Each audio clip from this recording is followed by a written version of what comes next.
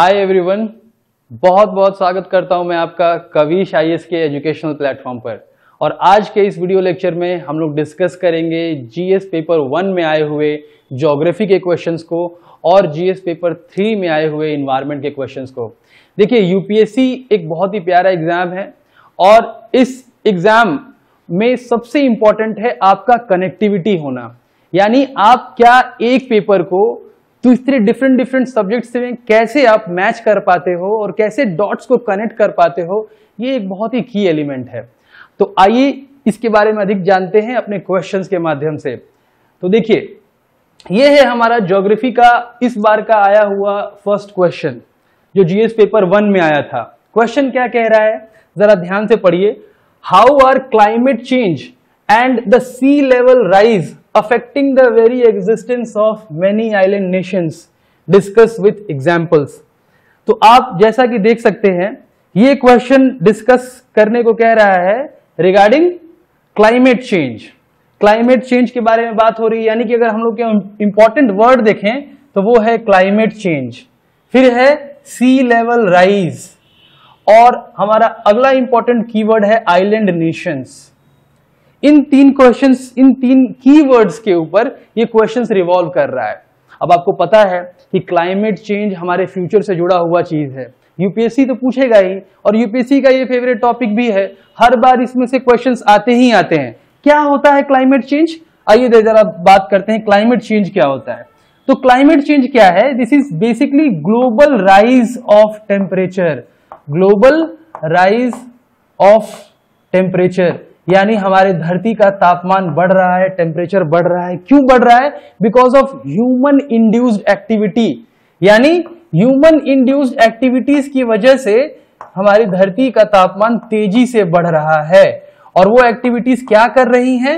वो activities basically green house gases जो हैं उनको रिलीज कर रही हैं। ग्रीन हाउस गैस कौन कौन सी हैं मेनली? तो ग्रीन हाउस गैस तो हमारे बहुत सारी ग्रीन हाउस गैसेस हैं, और इनमें सबसे मेन है आपका CO2, CH4 यानी मीथेन है।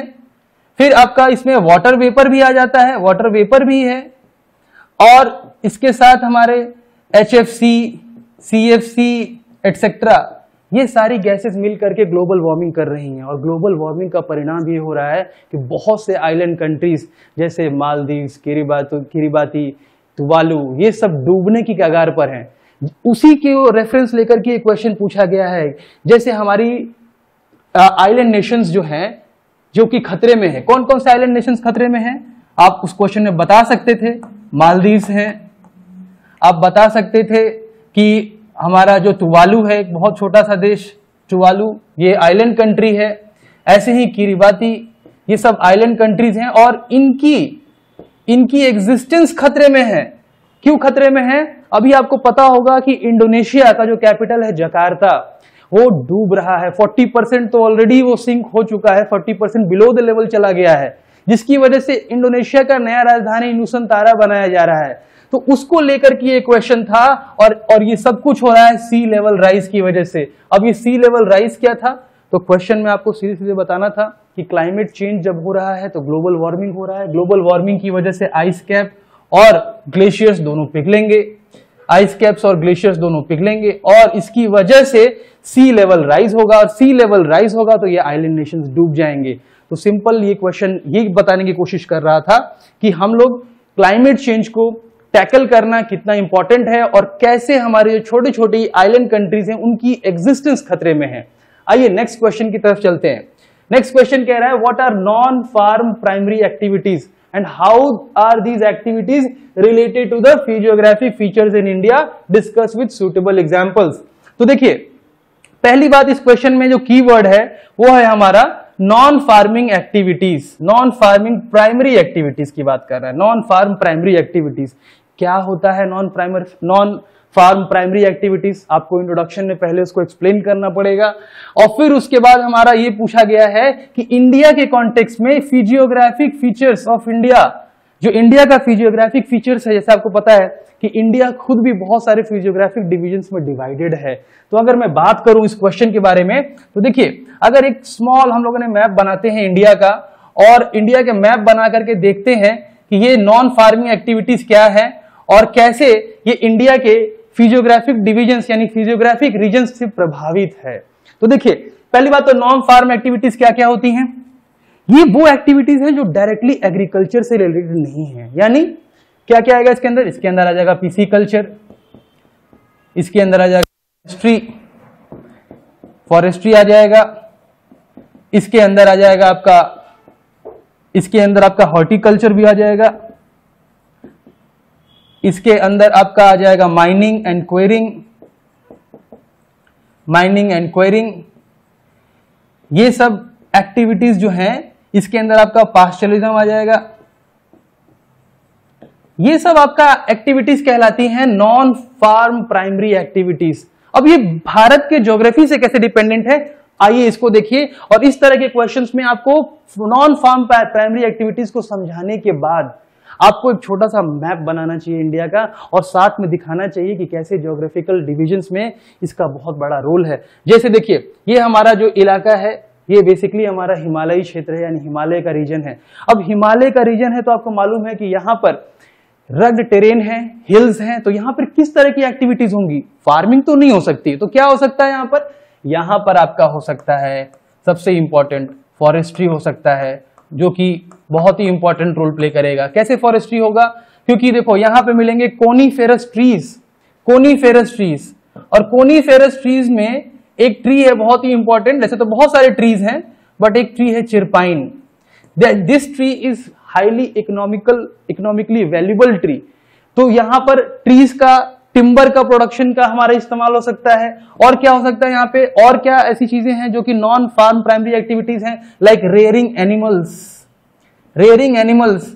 पश्मीना वूल का तो नाम आपने सुना ही होगा, है ना? रेयरिंग एनिमल्स यानी हम लोग क्या करेंगे, यहां पर जो लोग रहेंगे वो बेसिकली शिप्स, गोट, याक, इन सब चीजों का ये लोग डोमेस्टिकेट करते हैं। और आपको पता होगा पश्मीना वूल यहीं से मिलता है। एक गोट है चंगथंगा गोट, चंगथंगा ट्राइब और चांगपा ट्राइब उसको रेयर करती है। तो हिमालयी क्षेत्र का नॉन फार्म प्राइमरी एक्टिविटीज देख लिया। इसके जस्ट नीचे आइए तो गैंजेटिक प्लेन्स मिलेगा। अब प्लेन का एरिया है, फर्टाइल इलाका है, तो यहां पर क्या होगा? नॉन फार्म प्राइमरी एक्टिविटीज में क्या क्या हो सकता है? तो देखिए, हिमालयी एरिया के बाद आते हैं हम लोग गैंजेटिक। इस तरह से आपको क्वेश्चन में बता सकते थे, क्या बता सकते थे कि यहां पर क्या हो सकता है? यहां ब्रिक मेकिंग का काम हो सकता है, ब्रिक मेकिंग, जो कि बहुत ही इंपॉर्टेंट यहां पर हो सकता है। इसके अलावा ये गैंजेटिक प्लेन है, यानी फर्टाइल रीजन है, यहां पर आपका फार्मिंग बहुत ज्यादा होता है, वेजिटेशन प्लांटेशन बहुत ज्यादा है, तो यहां पे जानवर भी ज्यादा होंगे, जिसकी वजह से यहां पर डेयरी फार्मिंग हो सकता है। डेयरी फार्मिंग यानी आप लोग देख लीजिए, मिल्क प्रोडक्शन यहां पर इंडिया में ज्यादा होगा। ऐसे ही अगर मैं बात करूं डेक्कन रीजन का, ठीक है, ये हमारा वेस्टर्न घाट को अगर छोड़ दिया जाए और ईस्टर्न घाट को छोड़ दिया जाए तो ये हिस्सा हमारा डेक्कन है, यानी डेक्कन प्लेटू का रीजन। यहां पर क्या हो सकता है?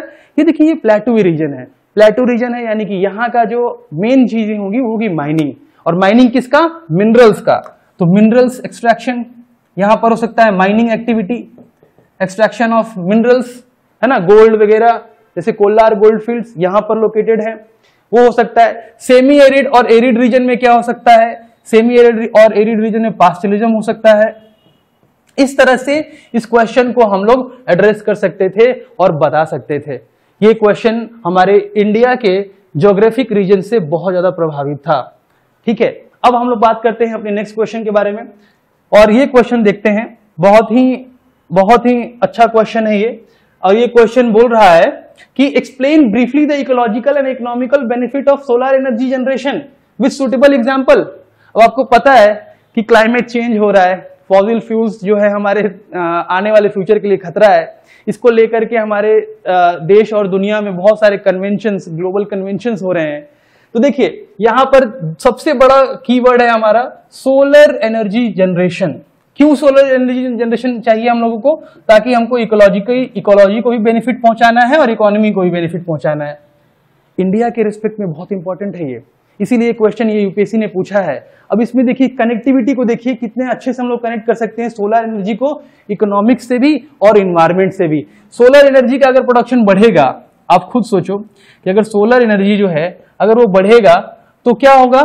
इंडिया के एनर्जी सिक्योरिटी सबसे जुड़ा हुआ मामला है, यानी इंडिया का जो एनर्जी सिक्योरिटी है वो सस्टेन होगा, है ना। हमारा डिपेंडेंस जो होगा दूसरे कंट्रीज पर वो रिड्यूस होगा, यानी इंडिया का जो डिपेंडेंस है वो कम होगा सोलर एनर्जी प्रोडक्शन से। इसके अलावा इसके इकोलॉजिकल बेनिफिट्स क्या क्या होंगे वो हम लोग को मेंशन करके लिख देने होंगे। तो इकोलॉजिकल बेनिफिट्स क्या क्या होंगे, तो देखिए इंडिया का इकोलॉजिकल अगर मैं बेनिफिट की बात करूं कि इकोलॉजी में क्या क्या बेनिफिट्स होंगे सोलर एनर्जी जनरेशन से, तो देखिए पहली बात तो आपको मिलेगा एक क्लीन एयर, इसकी वजह से, है ना। इसकी वजह से हम लोग को मिटिगेशन क्लाइमेट चेंज से, मिटिगेटिंग क्लाइमेट चेंज में हो रहे बदलाव को हम लोग दूर कर सकते हैं, क्लाइमेट चेंज में होने वाले बदलाव को दूर कर सकते हैं। और क्या क्या बेनिफिट हो सकता है सोलर एनर्जी का हमारे इन्वायरमेंट में, तो देखिए इसकी वजह से हमारा लैंड का बेहतर इस्तेमाल किया जा सकता है, यानी हमारे लैंड का बेहतर इस्तेमाल कैसे हो सकता है। राजस्थान में अभी देखिए तो वो पूरा बंजर इलाका है और वहां पर अभी कोई इस तरह से प्रोडक्शन होती नहीं है, तो उन जगहों पर अगर हम लोगों ने सोलर पैनल्स लगा दिए तो उस लैंड का बेहतर यूटिलाइजेशन हो सकता है। जैसे कि बादला जो सोलर पार्क है वो एशिया में one of the most biggest solar park में से है और वहां पर सोलर एनर्जी जनरेशन हो रहा है। इकोनॉमिक बेनिफिट्स क्या क्या है इसके, अगर मैं इकोनॉमिक बेनिफिट्स की बात करूं तो इकोनॉमिक बेनिफिट क्या होगा। पहली बात तो हमारा जो इंपोर्ट बिल है, इंडिया का इंपोर्ट बिल, आपको पता है भारत का जीडीपी का एक बहुत बड़ा हिस्सा अभी इस वक्त अगर हम देखें तो वो हमारा ऑयल, इसका यानी एनर्जी, उसके ऊपर खर्चा हो जाता है। तो अगर हमारा सोलर एनर्जी का जनरेशन और प्रोडक्शन होगा तो इंडिया की डिपेंडेंस कम होगी दूसरे देशों पर। और क्या क्या बेनिफिट्स होगा इकोनॉमी में, इकोनॉमी में जीडीपी को बूस्ट मिलेगा। जीडीपी को कैसे बूस्ट मिलेगा, अगर हम लोग इन्वायरमेंट को सेव कर रहे हैं तो उसमें लगने वाला जो कॉस्ट ऑफ प्रोडक्शन है वो हमारे इकोनॉमी को बेनिफिट पहुंचाएगा। इस तरह से हम देख सकते हैं कि इकोनॉमी को भी बेनिफिट पहुंचा रहा है। और यहां पर जब हमारा इकोनॉमी और इकोलॉजी जब दोनों ग्रोथ करेगा तो हमारा सोलर एनर्जी प्रोडक्शन में इसका बहुत बड़ा रोल होने वाला है। आइए नेक्स्ट अब देखते हैं, हमारा नेक्स्ट क्वेश्चन क्या था कि सुनामी क्या है। देखिए बहुत ही क्लासिकल यूपीएससी का क्वेश्चन है, सुनामी क्या है। सुनामी के बारे में क्वेश्चन हमेशा अक्सर पहले पूछा जाता था और अभी हाल ही में पूछा गया है क्योंकि कामचाटका प्लेटू आपको मालूम होगा रशिया में, और वहां पर आए बहुत बड़े भूकंप की वजह से वहां पर सुनामी वेव्स उठी और जापान और रशिया और बहुत सारे कोस्टल रीजन्स में पानी का सैलाब उठा। तो सबसे पहली बात यह है कि सुनामी होता क्या है। तो देखो पूछ रहा है कि what are tsunamis and how and where they are formed and what are the consequences of it, explain with examples, ये क्वेश्चन पूछ रहा है। सुनामी क्या होता है, tsunami is a series of long and high waves, it is a series, tsunami is the series of long and high waves, यानी tsunami क्या है, series of long and high waves होता है। और ये कैसे जनरेट होता है, it can be generated due to earthquake, volcanoes, ठीक है। कैसे जनरेट होता है, it can generate due to earthquake, पानी के अंदर कोई भूकंप आ जाए, पानी के अंदर कोई वोल्केनो आ जाए जिसकी वजह से वहां के टेक्टोनिक मूवमेंट्स हो और पानी जो है वो अपवर्ड फ्लो करने लगे और उसकी वजह से होता है एक बहुत बड़ा, हम कह सकते हैं कि पानी के अंदर एक बहुत बड़ा सैलाब उठता है। अब इसके अलग अलग फॉर्मेशनल स्टेजेस हैं। अगर मैं बात करूं कि कितने, इसलिए क्वेश्चन का हमारा नेक्स्ट पार्ट है how and where they are formed, अगर मैं उसकी बात करूं तो इसको मैं 5 सिंपल स्टेप्स में समझा सकता हूं। जैसे क्या होता है अगर भूकंप आ गया हमारे ओशंस के अंदर, तो स्टेप 1, वो भूकंप अगर उसकी तीव्रता, आपको मालूम है कि भूकंप की जो तीव्रता होती है यानी intensity of earthquake is measured in the seismograph as well as in the Richter scale, तो अगर 7.5 मैग्नीट्यूड से ज्यादा का अगर अर्थक्वेक आ गया तो सुनामी जरूर बनेगा। तो पहला चीज तो ये है। स्टेप 2 क्या होता है उसके फॉर्मेशन में, स्टेप 2 ये होगा कि वाटर डिस्प्लेसमेंट होगा, वाटर डिस्प्लेसमेंट होगा यानी upward water displacement, upward water displacement होगा, अपवर्ड वाटर डिस्प्लेसमेंट होगा। फिर स्टेप थ्री में क्या होगा, वेव्स चलेंगी पानी के अंदर और बहुत ही एक्सट्रीमली हाई स्पीड में चलेंगी, हाई स्पीड में चलेंगी और उनकी स्पीड कितनी होगी, लगभग 700 से 900 किलोमीटर पर आवर। जरा सोचिए, अगर आप इसके अंदर सवार हो गए तो 1 घंटे में 900 किलोमीटर चले जाएंगे, इतनी तेज रफ्तार होगी उसकी।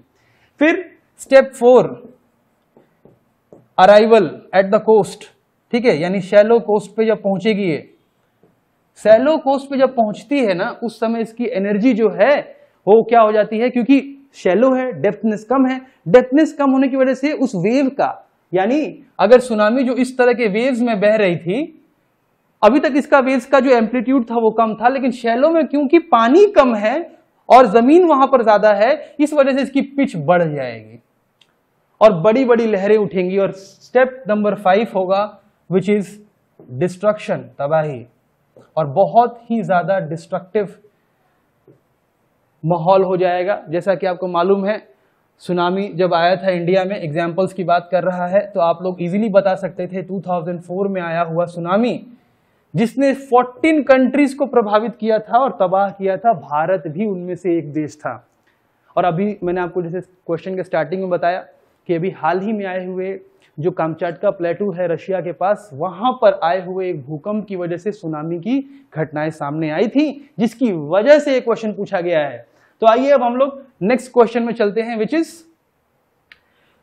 देखिए अब ये हमारा नेक्स्ट क्वेश्चन है, ठीक ना, जीएस पेपर 1 का ही था क्वेश्चन। और अब देखते हैं ये क्वेश्चन क्या बोल रहा है कि व्हाट आर, सॉरी ये तो रिपीटेड क्वेश्चन है, यहां वाला क्वेश्चन है, ठीक है। ये क्वेश्चन पूछ रहा है give a geographical explanation of the distribution of offshore oil reserves and how they are different from onshore occurrence of oil reserves. ये बताना है हम लोगों को। तो पहली बात तो आपको मालूम है कि ऑफशोर और ऑनशोर ऑयल रिजर्व होते क्या हैं, पहले तो ये जान लेते हैं, ठीक है। क्या होता है ऑफशोर ऑयल रिजर्व, ठीक है, ठीक है, ऑफशोर ऑयल रिजर्व, और क्या होता है ऑनशोर ऑयल रिजर्व, ये जान लेते हैं पहले, ठीक है। ऑयल रिजर्व तो आपको मालूम है, यानी ऑयल रिजर्व क्या है, ये एनर्जी है, इसी पे हमारा देश, दुनिया, फॉरेन पॉलिसी सब कुछ डिपेंडेंट है, एनर्जी सिक्योरिटी के लिए बहुत जरूरी है ऑयल रिजर्व्स, है ना। अब ऑयल कहां मिल सकता है, जमीन में ही मिलेगा, ठीक है, पर कुछ कुछ ऑयल रिजर्व्स ऐसे हैं जो मिलेंगे आपके ओशियंस में, ठीक है, यानी कहां पर, कॉन्टिनेंटल शेल्फ में। तो जहां पर कॉन्टिनेंटल शेल्फ में मिलता है उसको बोलते हैं ऑफ शोर, यानी कॉन्टिनेंटल, ठीक है, कॉन्टिनेंटल शेल्फ में अगर मिल गया ऑयल रिजर्व तो उसको बोलेंगे ऑफशोर, और जो लैंड पे मिलता है, जमीन पे मिलता है, उसको बोलते हैं ऑनशोर। ये वाला ज्यादा कॉस्टली है, अरे भाई समुद्र में ड्रिलिंग करना है तो जाहिर सी बात है वहां पर ज्यादा खर्चा लगेगा, ये होगा लेस कॉस्टली। अच्छा, पानी के अंदर जाना है, इसको एक्सेस करना इजी नहीं है, it is not accessible easily, ठीक है। अगर एक्सेस की बात करूं तो ये एक्सेसिबल नहीं है, ये एक्सेसिबल है क्योंकि जमीन पर ही है, तो it is more accessible. These are the key differences. फिर उसके बाद क्वेश्चन में पूछा हुआ था कि एक्सप्लेनेशन में आप बता सकते थे कि ऑफशोर ऑयल कौन कौन से रिजर्व है दुनिया भर में, तो आप बता सकते थे कि सऊदी अरेबिया है, ठीक है। जैसे अगर मैं आपको एक छोटा सा मैप बना करके बताऊं तो देखिए, ये एक वर्ल्ड का मैप अगर मैं बनाया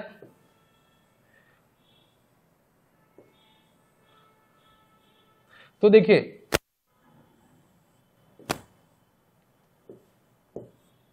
और ये है हमारा ऑस्ट्रेलिया। तो अगर मैं बात करूं कि कहां कहां पर लोकेटेड हैं ऑफशोर ऑयल रिजर्व्स, तो सबसे बड़ा रीजन है हमारा गल्फ रीजन, सऊदी अरेबिया, जहां पर एक जगह है सफानिया ऑयल फील्ड, बहुत बड़ा रीजन है ऑफशोर ऑयल रिजर्व्स का, सऊदी अरेबिया। कुवैत, यानी देखिए यहां पर है आपका सऊदी अरेबिया, दुनिया भर में तेल का सबसे बड़ा भंडार वाला जगह है। यहां पर है आपका ईरान, यहीं पर आपका पास में है इराक। ये इंडिया के लग रहा है बट इंडिया है नहीं, यहां पर इंडिया है, यहां से इराक है, ये जगह की बात कर रहा हूं मैं। इराक, सऊदी अरेबिया, इराक, यहां पर दुबई, ये सब जगहें जो हैं ये ऑयल के लिए मशहूर है। नॉर्थ अमेरिका में कहां पर है, तो देखो यहां पर है यूएसए, यूएसए का पर्मियन बेसिन बहुत फेमस है। Gulf of Mexico, this gulf of Mexico is very important, gulf of Mexico वो जरूरी है। साउथ अमेरिका में कहां पर है, तो ब्राजील हो गया, ब्राजील है ना, कंपोज का नाम सुना हो, कंपोज बेसिन उसमें है। फिर वेनेजुएला, वेनेजुएला एक कंट्री है, आपको पता है वेनेजुएला के पास सबसे ज्यादा ऑयल रिजर्व है पूरी दुनिया भर में। ये अलग बात है कि एक्सट्रैक्शन हो नहीं पा रही है वहां पे। ऐसे ही ऑस्ट्रेलिया में भी कुछ कुछ पैचेज में है, रशिया में है, यूराल माउंटेन्स का जो रीजन है वहां रशिया में मिलता है, यूरोप में है, नॉर्थ सी में, ये सब जगह हैं ऑफशोर ऑयल के। साथ में अगर मैं बात करूं इंडिया के बारे में, बात करूं कि इंडिया में कहां मिलेगा, अगर मैं इंडिया की बात करूं तो देखिए इंडिया की अगर मैं बात किया आपको तो देखिए इंडिया में यहां पर है आपका आसाम, ये है ऑनशोर ऑयल फील्ड। यहां पर आपका मुंबई के पास में है मुंबई हाई, मुंबई हाई ये ऑफशोर ऑयल रिजर्व है इंडिया का। गुजरात में एक जगह है अलंकेश्वर, ये जगह पर आपको क्या मिलेगा, इंडिया में ऑयल रिजर्व मिलेगा, ये ऑनशोर है। ये राजस्थान में है बाड़मेर, बाड़मेर में मिलेगा। These are the places where you can find the oil reserves. आइए अब हम लोग नेक्स्ट क्वेश्चन की तरफ देखते हैं।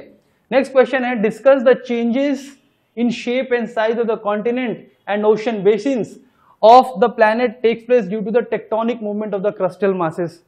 यूपीएससी का एक बहुत ही क्लासिक क्वेश्चन और बहुत ही आप कह सकते हैं कि यूनिक क्वेश्चन है, क्योंकि इस तरह के क्वेश्चंस हमेशा ही यूपीएससी में पूछे जाते हैं। यूनिक क्यों है, यूनिक इसलिए है क्योंकि हर बार सेम क्वेश्चन रहेगा, उसको तोड़ मरोड़ के अलग अलग ढंग से पूछेगा वो, ठीक है। तो देखिए सबसे पहला इसके अंदर इंपॉर्टेंट जो हमारा कीवर्ड था वो कीवर्ड है आपका टेक्टोनिक मूवमेंट्स। क्या होता है टेक्टोनिक मूवमेंट? हमारा अर्थ जिस पर हम लोग खड़े हैं, जिसमें मैं अभी खड़ा हूं, ये लिथोस्फीयर से बना हुआ है, लिथोस्फीयर, ठीक है। अब लिथोस्फीयर जो है आपने देखा होगा कि अर्थ का इस तरह का स्ट्रक्चर होता है, ठीक है, ऐसे करके स्ट्रक्चर है अर्थ का। अगर मैं ऐसे अगर डाइसेक्शनरी काट के बता रहा हूं आपको तो ये आपका कोर का रीजन हो गया, ये मेंटल हो गया और ये हो गया क्रस्ट का पार्ट हो गया, ठीक है। ये क्रस्ट का पार्ट और ऊपर का जो एरिया, अपर मेंटल का एरिया, ये आता है आपका लिथोस्फीयर में, लिथोस्फीयर बोलते हैं। अब इस लिथोस्फीयर की पता है क्या खासियत है? This lithosphere is broken part, ये टूटा हुआ है, ये ब्रोकन है, टूटा हुआ है। टूट के क्या बन गया है? प्लेट्स बन गया है। दुनिया में 7 बड़ी बड़ी प्लेट्स हैं, प्लेट, और वो प्लेट्स जो हैं आपस में टकराते रहती हैं और नई नई संरचनाओं का निर्माण करते रहती हैं। वही तो पूछा था इस क्वेश्चन में, और कुछ भी नहीं था। क्या निर्माण करती हैं? कभी वो प्लेट्स जो है आपस में टकराएंगी, उनको बोलेंगे डाइवर्जेंट। और ये कहां टकराती है? प्लेट्स की बाउंड्री पर। ये देखो इस तरह का प्लेट होता है, ठीक है। यहां पर एक प्लेट है, ये प्लेट नंबर 1, ये प्लेट नंबर 2, और ये सब तैर रहे हैं किसके ऊपर? एस्थेनोस्फीयर, इसके ऊपर ये दोनों प्लेट्स तैर रहे हैं। अब इनकी बाउंड्रीज जो है ना, यही आपस में टकराती हैं और यहीं पे नए नए जमीन क्रस्टल मासेस का फॉर्मेशन होता है, ठीक है। तो पहला क्या है? डाइवर्जेंट, डाइवर्जेंट बाउंड्री, ठीक है। डाइवर्जेंट बाउंड्रीज होती है ना। डाइवर्जेंट जब दोनों एक दूसरे से दूर जा रहे हों, ठीक है। अब दूर जाने से क्या होगा? दूर जाने से बनेगा बहुत सारे आपका जैसे अटलांटिक ओशन देखिए बड़ा होते जा रहा है, क्योंकि दोनों प्लेट्स एक दूसरे से दूर होते जा रही हैं, ठीक है। इसको बोलते हैं कंस्ट्रक्टिव मार्जिन, यहां पे लैंड बन रहा होता है। ऐसे ही एक होता है कन्वर्जेंट बाउंड्री, कन्वर्जेंट बाउंड्री। यहां पे क्या है? जब दो प्लेट्स आपस में आकर के टकरा जाएं, एक दूसरे की तरफ बढ़ें और आपस में टकरा जाएं, तो जो भारी वाला होगा नीचे, हल्का वाला हो जाएगा ऊपर, इस तरह से भी कैप होगा तो बहुत सारी नई संरचनाओं का जन्म भी होता है और साथ में बहुत सारी लैंडफॉर्म्स का खात्मा भी हो जाता है। इसलिए इसको बोलते हैं इसको बोलते हैं कन्वर्जन, इसको बोलते हैं कंस्ट्रक्टिव, इसको बोलते हैं डिस्ट्रक्टिव। फिर होता है ट्रांसफॉर्म, ट्रांसफॉर्म बाउंड्री। ये ट्रांसफॉर्म बाउंड्री की वजह से कैसे नए लैंड फॉर्मेशन होते हैं? ट्रांसफॉर्म का मतलब जो दो प्लेट्स आपस में साइड से साइड टकराए, जैसे सैन एंड्रियाज अमेरिका में है वहां पर, इसकी वजह से भी अर्थक्वेक, भूकंप और कोस्ट और इसकी जो बाउंड्री एरिया है ना, वहां पर आपको नई संरचनाएं देखने को मिलेंगी। इसके अलावा और क्या क्या रीजन्स है जहां पर होगा? Hot spots, hotspot region, hotspots है ना, वोल्केनिज्म वाला रीजन होते हैं, जहां पर वॉल्केनिक एक्टिविटी हो रही होती है और वॉल्केनो बहुत मात्रा में निकलता है, जिसकी वजह से नई संरचनाओं का जन्म होता है, नए नए आइलैंड्स बनते हैं। वही क्वेश्चन यहां पर पूछा हुआ था कि किस तरह से हो रहा है। अब आपको मालूम होगा, सिंपल सा बात बता रहा हूं आपको, आज से 200 साल पहले, 200 मिलियन साल पहले, यानी 20 करोड़ साल पहले की बात है, जब पूरे के पूरे अर्थ पे एक जाइगेंटिक कॉन्टिनेंट हुआ करता था जिसका नाम था पेंजिया। वो टूटा और बहुत सारे कॉन्टिनेंट्स बने। आज से ठीक बहुत साल बाद फिर से एक नया कॉन्टिनेंट, सारे के सारे कॉन्टिनेंट्स मर्ज हो जाएंगे और बन जाएगा पेंजिया प्रॉक्सिमा। तो इस तरह से फॉर्मेशन होता रहता है। देखिए, प्रकृति का नियम है बनना और बिगड़ना, तो बनना और बिगड़ने का प्रोसेस प्रकृति में हमेशा चलता ही रहता है। इसी के साथ देखिए, अब हमारा 7th और लास्ट क्वेश्चन पर आ गए हैं ज्योग्राफी का। 7th और लास्ट क्वेश्चन है डिस्कशन के, हमारे लास्ट क्वेश्चन पे आ गए हैं। आई होप आपको बहुत आइडिया अब तक लग चुका होगा कि क्वेश्चन किस प्रकार से थे। हमने यहाँ पर एक डिटेल्ड एनालिसिस करने की कोशिश की है, लेकिन आपको मालूम है कि इतने कम समय में इतना डिटेल तो नहीं हो सकता है, लेकिन हाँ, फिर भी हम लोगों ने कोशिश की है कि क्वेश्चंस को कैसे एड्रेस किया जाए, कैसे समझा जाए और क्या क्या पहलू हो सकते हैं, उस पर ध्यान देते हुए क्वेश्चंस को सॉल्व करने की कोशिश किया है। हमारा लास्ट क्वेश्चन है, discuss the distribution and density of population in the Ganga river basin with special reference to land, soil and water. अब देखो, सबसे पहला तो आपको क्या करना है, क्वेश्चन में कीवर्ड पहचानना है कि हमारा कीवर्ड है कौन सा। तो देखो, बात कर रहा है गंगा रिवर बेसिन का। आपको पता है कि भारत में, ठीक है, जो गैंजेटिक प्लेन्स हैं, ठीक है, इसका एक बहुत बड़ा रोल है भारत के डेवलपमेंट में। ठीक है, भारत के डेवलपमेंट में इसका बहुत बड़ा रोल है गैंजेटिक प्लेन्स का। और ये देखो, ये है वहां हमारा इलाका गैंजेटिक प्लेन्स का। अगर मैं ये टेक्निकली बोलूं तो गैंजेटिक प्लेन्स का ये इलाका है, ये गैंजेटिक प्लेन्स है। और इसकी खूबसूरती पता है क्या है, ये है टोटली गैंजेटिक प्लेन्स जो है, ये प्लेन्स जो है ये टोटली फर्टाइल रीजन है, फर्टाइल रीजन। ठीक है, फर्टाइल है ना। ये क्या रीजन है, ये प्लेन है, बहुत ज्यादा प्लेन है रीजन है, फर्टाइल रीजन है। तो क्या होगा, यहां पर पॉपुलेशन आएगा, है ना, यहाँ ट्रांसपोर्टेशन इजी होगा, इंडस्ट्रीज लग सकती हैं, आने जाना का माध्यम जो है, जो आने जाने का, वो आसान होगा, सुगमता से होगा। इट्स नॉट अ रग टेरेन लाइक माउंटेनियस और हिली और प्लेटू रीजन्स। तो यहां पर ये फायदा है। तो अब ये पूछ रहा है कि यहां पर डेंसिटी के बारे में बताइए और डिस्ट्रीब्यूशन के बारे में बताइए। तो आपको पता है कि यहां पर जब लैंड जो है, अब इन तीनों कॉन्टेक्स्ट का इस्तेमाल करते हैं, लैंड, सॉइल और वाटर। तो देखिए, पहले बात तो कर लेते हैं लैंड के बारे में। मैंने क्या बताया, लैंड जो है वो कैसा है, प्लेन एरिया है।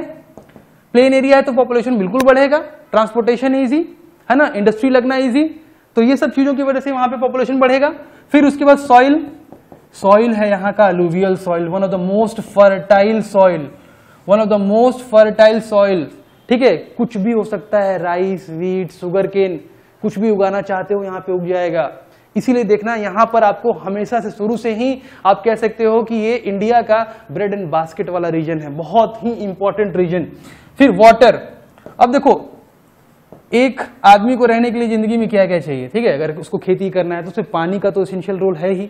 अब ये जो इलाका है ना, ये गंगा का डेल्टाइक रीजन है, बहुत सारी नदियां हैं, उसकी ट्रिब्यूटरीज हैं, लेफ्ट साइड से भी और राइट साइड से भी, दोनों साइड से बहुत सारी नदियां आके मिलती हैं यहाँ पर, जिसकी वजह से बनता है ये भारत का one of the most water rich regions. ठीक है, तो ये किस काम आएगा, यहाँ पे इरिगेशन होगा बहुत अच्छे से, यहां पर ड्रिंकिंग फैसिलिटीज मिलेंगी बहुत अच्छे से। ठीक है, अब इन सब की वजह से यहां पर क्या होगा, एट लास्ट अगर मैं बात करूं तो इन सब की वजह से होगा, यानी अगर बढ़िया एग्रीकल्चर होगा, ठीक है, ठीक है, यानी अगर देखो, अगर बढ़िया एग्रीकल्चर के लिए क्या चाहिए, प्लेन एरिया चाहिए, ठीक है, प्लस फर्टाइल सॉइल चाहिए, प्लस वाटर अवेलेबिलिटी चाहिए, ठीक है, और प्लस वो होना चाहिए ट्रॉपिकल रीजन।